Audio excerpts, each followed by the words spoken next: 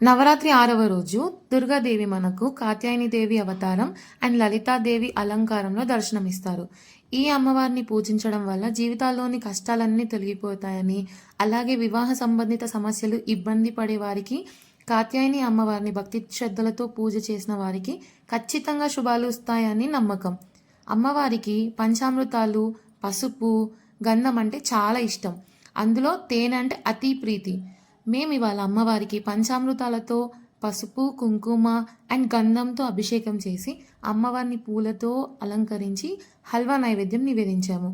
మా పూజ తర్వాత మాకు దగ్గరలో ఉన్న గుడికి వెళ్ళి అక్కడ దర్శనం చేసుకున్నాము. అక్కడ అమ్మవారు ఎంత నిండుగా ఉన్నారంటే అమ్మవారిని చూడగానే ఒక రకమైన అనుభూతి కలిగింది. అండ్ నేను మీకు ఒక విషయం షేర్ చేద్దాం అనుకుంటున్నా. నిన్న మా ఆయన నాకు ఒక కొత్త విషయం చెప్పాడు. శివుడికి అభిషేకం చేసి పూజ చేసుకున్న తర్వాత అక్కడ పెట్టిన పువ్వులు కానీ పత్రి నందికి ఇచ్చేసి వెళ్ళాలంట.